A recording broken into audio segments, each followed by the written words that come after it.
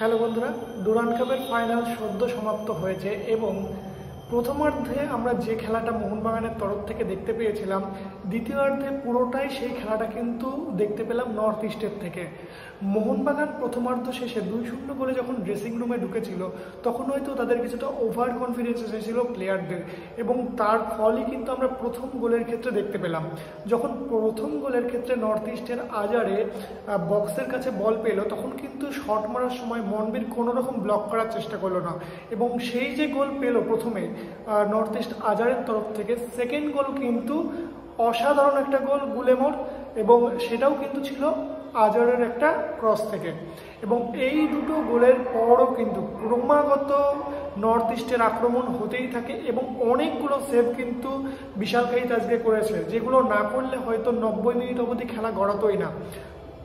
North ইস্টের প্লেয়াররা দ্বিতীয়ার্ধে পুরোটাই শুধু আক্রমণ করেছে এবং পুরোটাই মোহনবাগান বক্সে।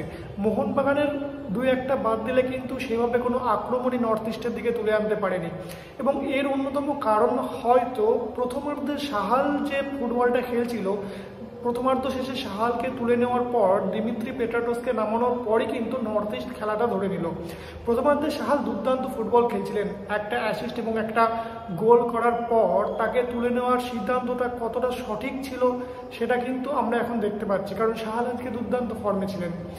এবং নর্থ ইস্ট আজকে তাদের ইতিহাসে কিন্তু প্রথম ট্রফি পেল, এবং যেটা কিন্তু নর্থ ইস্টের সমর্থকদের অত্যন্ত খুশি করবে। অপরদিকে তেমনই কিন্তু 2-0 এগিয়ে যাওয়ার পর মোহনবাগানের ফ্যান্সদের যে এই ডুরান্ড কাপের ফাইনাল থেকে খালি হাতে ফিরতে হচ্ছে, সেইটা কিন্তু প্রত্যেককেই হতাশ করবে।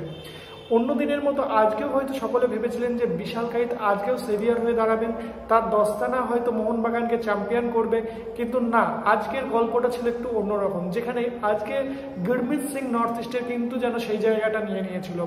বিশালকাইটের বদলে প্রথম গোলটা যখন পেনাল্টিতে শুট আউটের সময় মিস করলেন কামিংস, তারপরে আবার পুনরায় শুট করার সুযোগ পেলেন, গোল করলেন, তখনও কিন্তু ভাবা হয়েছিল যে হ্যাঁ, বিশালকাইত কিন্তু আজকে সেভ করে যাবেন। অতি বড় মোহনবাগান সমর্থকও কিন্তু ভেবেছিলেন যে পরপর দুটো ম্যাচের পর আজকে হয়তো বিশালকাইত রক্ষাকর্তা হবেন, কিন্তু না, আজ তো সেটা হলো না। এরপর কিন্তু শুভাশিসের মিসটাই কিন্তু এখানে কিন্তু নর্থ ইস্টকে জিতিয়ে দিল, এবং মোহনবাগানকে কিন্তু পরাজয়ের মুখ দেখালো ডুরান্ড কাপে। এবং এই পরাজয় থেকে মোহনবাগানের অনেক কিছু শেখার রয়েছে, কারণ সামনে ACL 2 রয়েছে, ISL শুরু হচ্ছে, অনেক কিছু চেঞ্জ দরকার রয়েছে। এবং বিশেষ করে এই ম্যাচটাই যেটা চোখে পড়লো, ডিফেন্স মোহনবাগানের অত্যন্ত নড়বড়ে। আনোয়ার চলে যাওয়ায় যে ক্ষতিটা মোহনবাগানের হয়েছে, সেটা কিভাবে পূরণ করবে মোহনবাগান টিম, সেটা কিন্তু কোচ হোসে মলিনাকে ভাবতে হবে, কারণ আলবার্টো রড্রিগেজ উঠে যাওয়ার পর সেকেন্ড হাফে কিন্তু টম অ্যালড্রেড সবসময় কিন্তু সামাল দিতে পারছিলেন না, এবং বিশালকাইতও কিন্তু এত চাপের মধ্যে বার দুয়েক ভুলও করে ফেলেছিলেন।